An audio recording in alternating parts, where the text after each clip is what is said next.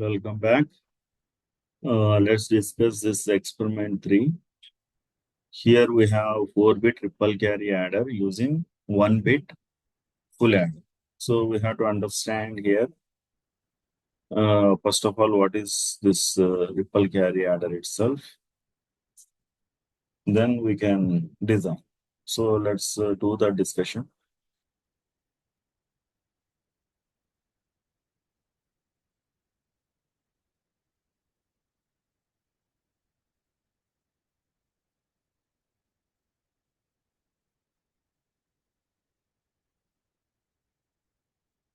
So let's say you have with you 1-bit full adder.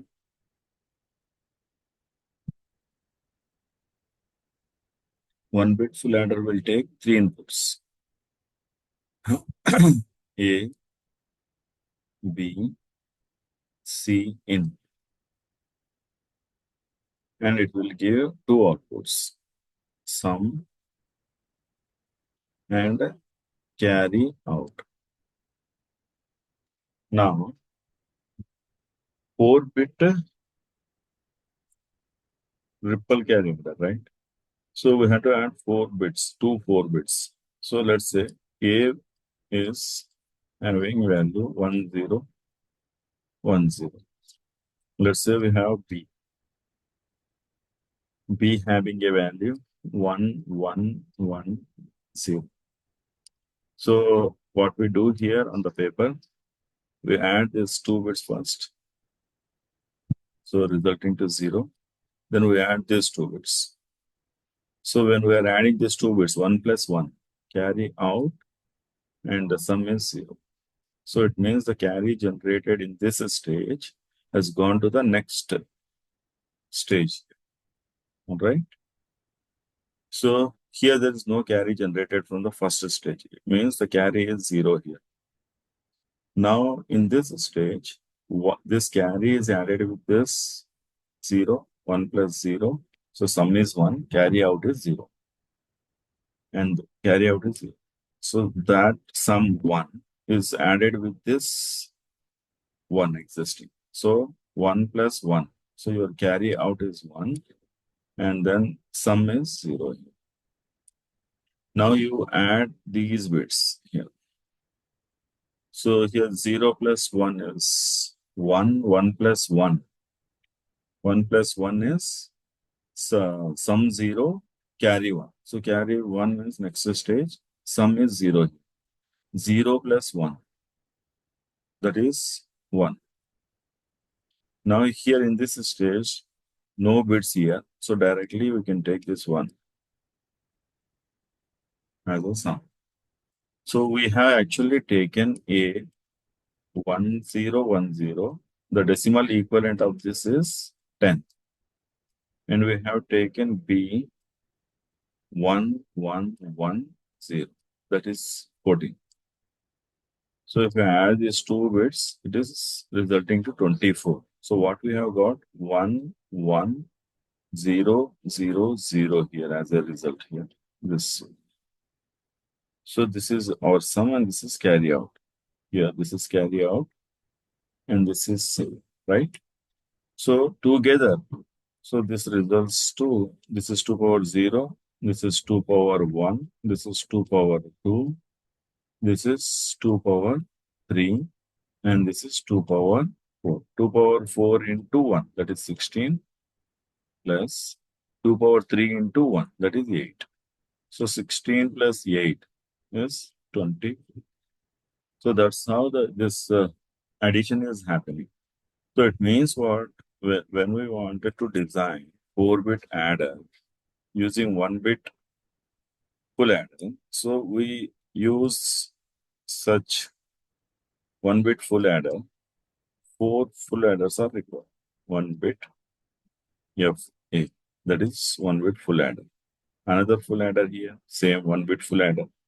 One more full adder and one more full adder. Now here what we are giving here is this A having 4 bits means, like this 4 bits means, if A is a vector, let's say, what must be the size of this A? A must have 4-bit size, right?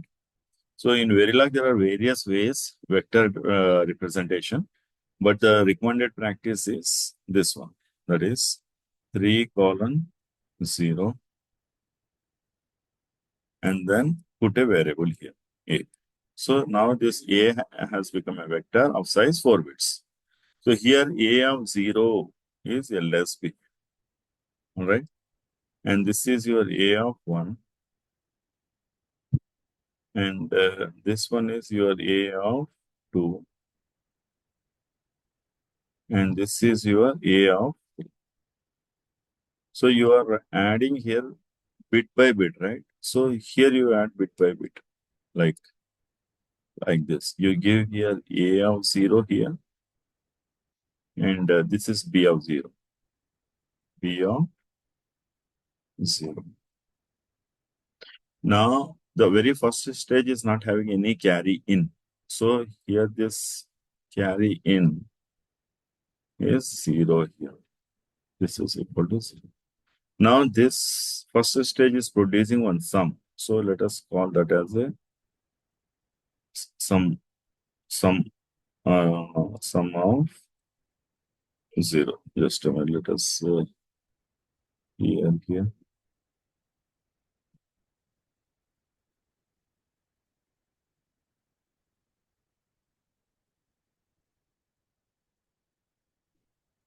So here, this is sum of 0. Now let's say this first stage is not is producing some carry. It may, that carry may be 0 or that carry may be 1. What if here we have instead of 0 0, if we have 1 1, then definitely a carry will come, right? Here instead of having 0 0, if we have 1 and 1, then 1 plus 1 is sum 0. Carry is instead of 0 1, right? So carry possibilities are there, carry may come or may not come. So whatever the case may be, that carry is going to the next stage. So here the carry generated will go to the next stage as a C in. So let us call this carry as a C1. And this stage, what it is going to take inputs? A of 1, next bits, next higher bits, and then B of 1. Now here also same, this is going to produce the sum, that is sum of 1. Now carry generated in this stage is given to the next stage, that is C2. Now same here, this full adder will give us sum of 2, and the C3 is going to next stage. Next stage. And here this stage is going to take A of 2 and B of 2.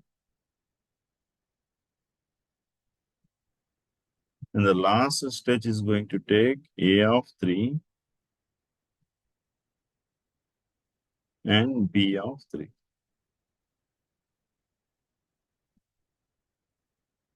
And last stage is going to produce sum of 3.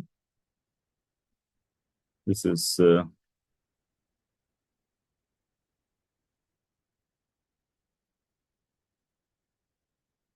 sum of 3. Now the carry here is the actual carry out, right? So there is no further stages. So this carry generated itself is our carry. That is this carry here in the example taken here, this carry. So that is carry out. So like that, this is a structural level modeling. So you are not actually developing the ripple carry adder logic here. You are making use of existing this 1-bit full adder and connecting in a way that fulfills this ripple carry adder theory. So in ripple carry adder, this is how we connect. So hope this is clear. In case of doubts, as I said, post those doubts in comment section or make a phone call. I will attend. So now what we have to do? We have to generate Verilog code for 1-bit full adder. And this full adder, we have to instantiate how many times? 4 times we have to instantiate. And we have to connect this corresponding primary inputs here to this instantiated 1-bit full adder. All right. And earlier also discussed in the past video, these are primary outputs. The sum of 0, sum of 1, sum of 2, sum of 3, C, O. These are primary inputs. And here A of 0, A of 1, A of 2, A of 3, similarly B of 0, B of 1, B of 2, B of 3 are primary inputs. But intermediate this here C1, C2, C3, these are intermediate signals. They are not required to be written down in a port list area.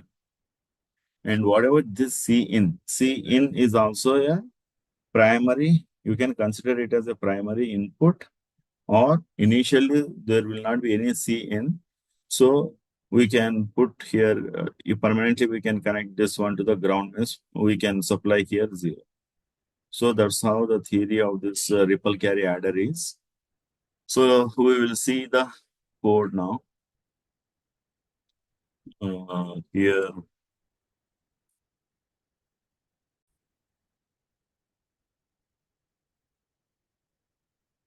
here before we go to the code development, what we have to understand here is further. Let me clear all of this. We have to develop the test bench. Test bench is developed for this ripple carry adder.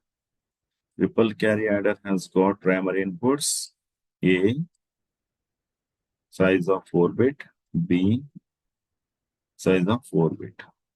So it is going to produce sum, size of 4 bits, and carry out. So we have to generate this A and B inputs.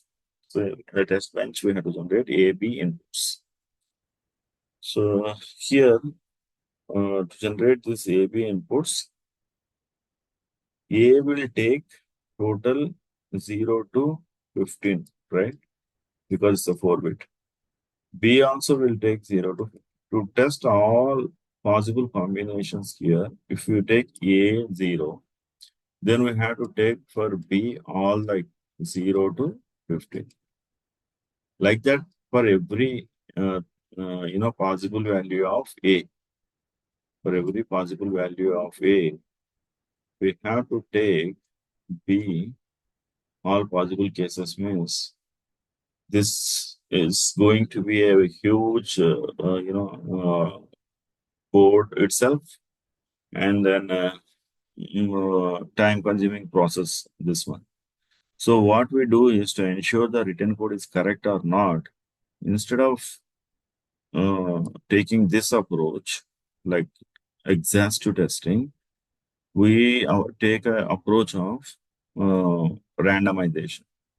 So in randomization, there is a dollar $u random system function. It returns unsigned random values.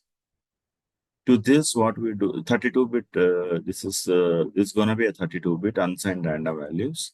So we don't want 32-bit. So what we do is we modulus of this we do by 16.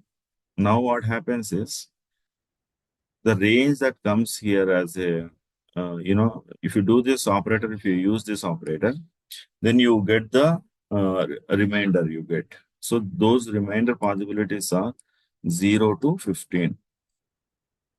So that way we assign to the we assign to A this one, A being assigned with this. Similarly, B also being assigned with the same, this statement in the test bench. So that way, what we can do is fewer values we can test. Like let's say some 10 values you are taking and testing randomly. And if this design, this black box, that is ripple carry adder, is producing correct results, so it means what your design is correct. So this way, the first approach, if you take, then there will be like 255 possible cases we have to test. So that is something big. So this approach is randomization approach. Any random values will pick and will ensure that this design, by applying any random values, it is functioning correctly. So this is what we are going to adopt in our test bench. Okay. So we'll see that coding and test bench in part 2 of this video.